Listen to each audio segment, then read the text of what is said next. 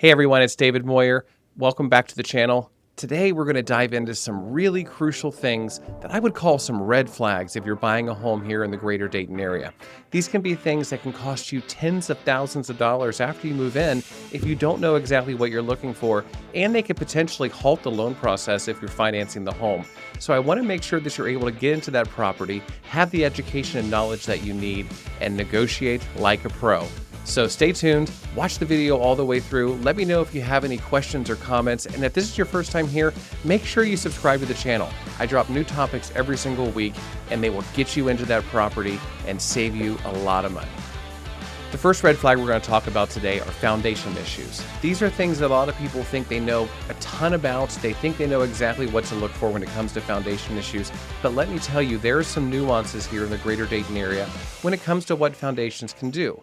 We live in an extreme climate. We have extremely hot summers, we have extremely cold winters, so we have a lot of shifting. But keep in mind, the homes that are built here in the Midwest are built to be resilient. They are built to shift and change over time, and settling is actually a really natural thing. But settling can go too far, and then you get into foundation issues. Have you ever walked through a home and you look up in the hallway over the doors and you see cracks coming from the doors going to the ceiling? Or maybe a long crack that's going from one wall all the way across that separates a living room and a kitchen.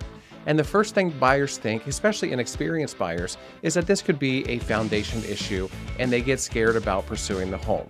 One of the things I point out is that settling is natural. We have a lot of drywall and plaster properties here in the Greater Dayton area, and that settling can cause some cracking in the drywall or the plaster, but it doesn't necessarily mean there's a foundation issue.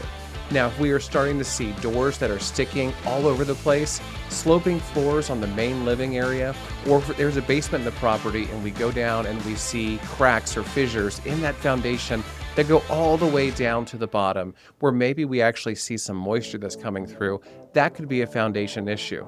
And it could be something as simple as getting the foundation crack sealed and injected and making sure that that doesn't go any further and it halts the process right there.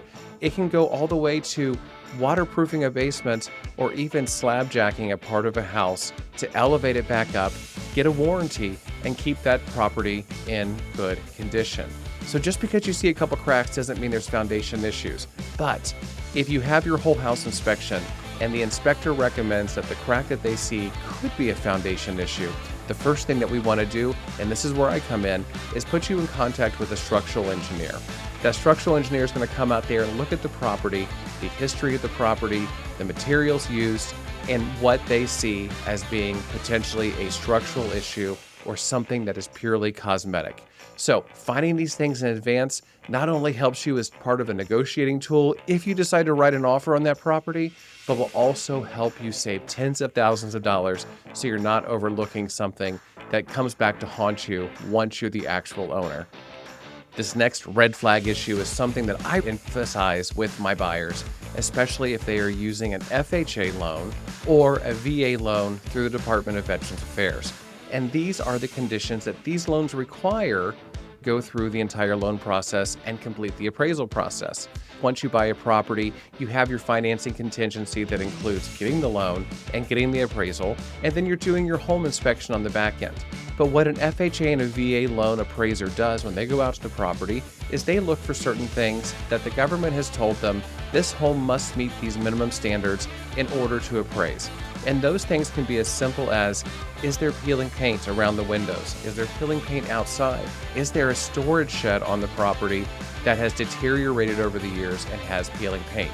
That is going to be the first red flag.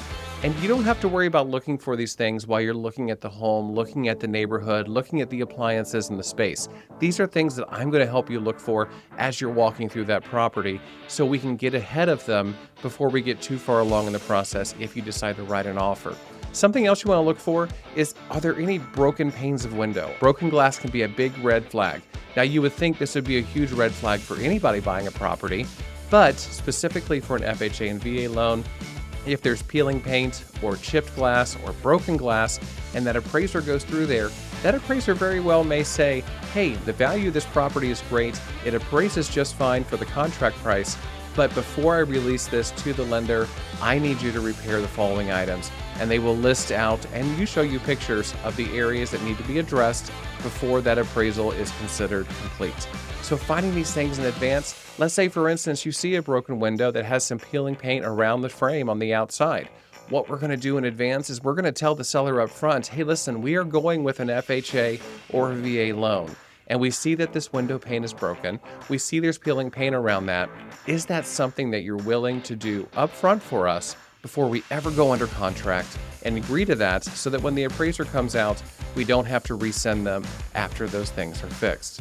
Something else that pops up on a regular basis, especially in homes that are a little bit older, sometimes people have removed handrails, either going down into the basement, going up to the second floor, or even up to the front porch. And that's completely normal. You do with your home as you please. But when an FHA or a VA appraiser goes through that property and they see that missing handrail, if your front porch is higher than 3 steps or 3 feet, and you have a landing that's 3 feet off the ground that doesn't have any handrails, that appraiser is going to ask for those handrails to be installed before the appraisal can be complete.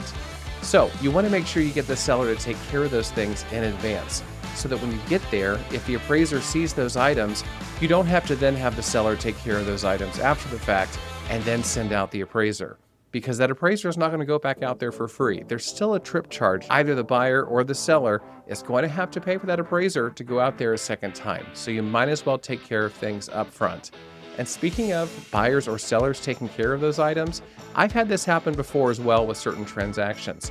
Sometimes you get in a situation where the seller just does not have the ability to do something as simple as installing a handrail, painting a couple of items on the house to make sure it passes the inspection. And this is where a buyer who's very motivated to get into the home can actually step in with permission from that seller in writing and go out there and actually make the repairs if the appraiser has already pointed them out, or maybe doing the repairs in advance. Just keep in mind, if you're the buyer on this property, you're actually doing work on somebody else's home until you actually close. So work with your agent, talk to me. We're going to go through whether or not this is a good decision or a bad decision for you to help that seller make sure that appraisal goes through smoothly. But for the most part, most sellers understand these are things that they're going to have to look at and address in order to get that loan across the finish line. The third thing we're going to talk about are some of the big ticket items that could be a red flag if you're purchasing a home, especially if you don't have the resources to take care of something after the fact. And the first one we're going to talk about is the HVAC system. This stands for heating, ventilation, and cooling. So that's your furnace, that's your air conditioner, your central air in the property. Typically, the average air conditioner HVAC system has a life expectancy anywhere from 13 to 15 years, sometimes upwards of 20 years. And these systems can last for a long time if you maintain them. I always tell my buyers, when you're getting into a property, the first thing is get onto a maintenance plan with a local trusted HVAC contractor that's going to come out twice a year. They're going to make sure that the air conditioner is ready. They're going to clean it. And in the fall, they're going to make sure that furnace is ready and they're going to clean it. And they're going to keep you up to date to make sure that system lasts for as long as humanly possible. But if the system is not working when you go under contract and it's an older system, you want to make sure that the system is still functioning. So the seller is going to make sure that they have everything maintained in advance, but you're going to have your inspector go out there and inspect the system. They're going to look at the cold air returns. How cold or warm is the temperature of the air going into the furnace versus coming out of the furnace, and they're going to look for a differential. Same thing when they're testing the air conditioning unit. They're going to make sure that differential. A whole house inspector is going to take the front of that system off and do a visual inspection of what they can see. But they're not actually going to take out the fan, the blower, the motor, anything like that an HVAC tech is going to do. So if you're getting into a property where there's an older system and you go to schedule your whole house inspection, it's generally a good idea to also schedule an HVAC tech to come out there and do a full routine inspection on the system to make sure that everything is working properly. Now, if the system is extremely old, but those differentials are fine, the system is working the way it's supposed to, maybe it's not that efficient, but it is an extremely old system, one of the solutions you may want to look at is discussing with the seller and having them provide you with a home warranty. That can be for a year, it can be for 2 years, it can be for 3 years. Make sure that home warranty covers the HVAC system so that if you get into the property and that system that's been working for 20 years all of a sudden dies 6 months into you owning the home, you have a home warranty you can fall back on. They will come out, inspect the system, make the necessary repairs, and sometimes actually replace the system, and then all you're responsible for is a simple deductible. That's a great solution to get both buyer and seller to the closing table, especially if the system is working okay, but it is definitely far beyond its life expectancy. Those home warranties can go a long way. Now, if the system is broken, if there's some sort of fire hazard, or if the system just is not actually working the way it's supposed to, then it comes time for you to negotiate with that seller on actually getting the system replaced. And if a seller says, I don't have the money to necessarily do that, all my money is tied up in the property, that's okay too. You can get that system replaced just prior to closing. And a lot of HVAC contractors are fine waiting on their final payment until the home closes. So it's all about negotiations. Like I said, get with me. We're going to make you a pro. We're going to get you into this property, and we're going to help you save a lot of money. Now we're going to talk about something that is a common area of concern, especially here in the Greater Dayton area, all over Ohio, anywhere in the Midwest. When I talked about the extreme temperature differentials we have, really hot summers, really cold winters, this can lead to roof problems back to back on almost every single property. And it's not a bad thing. Roofs have a typical life expectancy. A 30-year dimensional shingle roof will have a life expectancy of around 22 to 27 years. Well, why isn't that 30 years, you may ask? Once again, it falls back on the fact that we have extremely hot temperature differentials, and the typical shingled roof here in Ohio is an asphalt shingle. What happens when that gets really cold, really hot? It expands, it contracts, it can dry up over 20 years, and thus you have cracking. That leads to leaking, that leads to damage underneath, and then you have a roof problem. When you're looking at this, the first thing I ask a lot of agents and a lot of sellers when I'm looking at a property with a buyer, or if the buyer definitely has a lot of interest, is do you have records on how old this roof is? How long has that seller lived there? Did they replace the roof since they've lived there? Was it the roof they had when they first moved in? And then you know in advance, is this something we have to be concerned about? Your whole house inspector is going to get into the property. They're going to get up in the attic and look for any sort of leaks. They're going to do a visual inspection. They're going to walk the roof, and they're going to see if there's any damage that should be noted. Typical damage is something that could be fixable. A roofer comes out, they fix some flashing, they fix some shingles that are loose or broken, but they want to make sure that roof is still habitable and that damage that is there does not warrant potentially looking into replacing an entire roof. So if the roof is old, but it's not leaking and it's not damaged, that doesn't necessarily mean that the seller is responsible for making the repair or making the replacement, but it definitely means the seller should be open to negotiating some concessions, potentially like closing costs or providing a roof warranty or something along lines. Also, when it comes time for a roof inspection, let's say the roof is damaged. Let's say there's signs of previous hail damage or storm damage that maybe that seller didn't know about. I will work with those listing agents to see if the seller has ever considered filing an insurance claim. A lot of times I've had a property inspection done, the roof is completely gone, it's missing habitability and needs to be replaced. We have roofers that'll back this up. They go to the insurance company and they say, hey, we've had these roofers come out here, we're selling our property and it looks like we have storm damage. And then the insurance company can step in and they will get the roof replaced. You can actually have that done prior to closing. So just because a roof needs to be replaced doesn't mean a seller is going to be shelling out $10,000, $15,000, $20,000, especially if there's an insurance claim. Like I said, there's 1,000 ways to get you from point A to point B. The main point of having me as an agent is to get you to the closing table and make sure that you're not out of pocket for money that you should not be spending.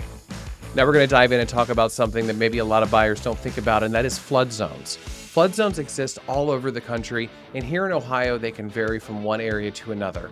You don't necessarily always have to get flood insurance, and just because you're buying a property that is next to a river or a lake doesn't necessarily mean that property automatically needs flood insurance. Flood insurance is determined by the last time it has historically flooded and whether or not that's been within the past 50 years, 100 years, or 500 years. FEMA will actually designate which parts of the neighborhood require flood insurance, and these are non-negotiables. You can't elect to not have flood insurance if you're buying a home that's in a flood insurance zone. So if you're in a flood zone, you want to make sure right away, before you ever submit that offer, that you ask the seller, Do you have flood insurance, and what do you pay per month, and who is it with? Typically, flood insurance rates are monitored by the federal government, so it's not something you can necessarily shop around for and get a better rate with one insurance company versus the other. But knowing in advance could save you a lot of money. I've had clients before that have gotten into properties, never known that there was a flood insurance issue, and then they found out they were going to have to get flood insurance, and their policy was going to run them $4,000, $5,000, $6,000 a year. And that's a lot of money. We're talking hundreds of dollars extra per month just to have the flood certification and the flood insurance for something that you're never going to use. And that's on top of your mortgage, that's on top of your insurance, and that's on top of your property taxes. So knowing upfront if that property needs flood insurance is going to be extremely important. But here's a pro tip. Just because a property needs flood insurance, don't count it out. A lot of these properties haven't flooded for 100, 200, 500 years, but they still require flood insurance because of the topography. The premiums that a lot of buyers in those properties have to pay to live in those properties keep the value of those properties a little bit lower than it would if they were somewhere else. A lot of times you can get a lot of value for that property because you're paying for that premium and you're never going to see a flood. So don't count a property out just because it has flood insurance, but do recognize the red flag and do work with an agent such as myself that's going to do the research for you and make sure you know in advance if you need flood insurance, how much it's going to be, and whether or not you can write that off closing your property. So just to wrap it up again, here are the 5 red flags we talked about. We talked about foundation issues. We talked about HVAC issues. We talked about financing issues if you're going FHA or VA, things to look for. We talked about roof problems, and we talked about the flood zones. Those are the 5 things that I think buyers should really be aware of. And if this seems all overwhelming to you, never fear. That's why you have a licensed real estate agent on your side as your fiduciary when you're looking at properties, when you're negotiating that property, and when you're going through the buying process so they can help you out negotiating these. Just because a home has a red flag, don't count it out. That home still has a lot of value and a lot of potential. It's all about how you negotiate getting from point A to point B that is satisfactory for you, makes you feel comfortable about the purchase, and sometimes puts money in your pocket so you can make those changes and further your equity and building your wealth through real estate. So once again, thanks for joining me today. If you haven't been here before, make sure you subscribe to the channel. There's new topics every single week.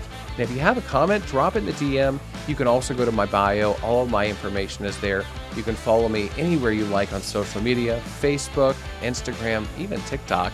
I would love to see you there. Love to hear from you. And it is a great week in Dayton. I love selling real estate in Dayton.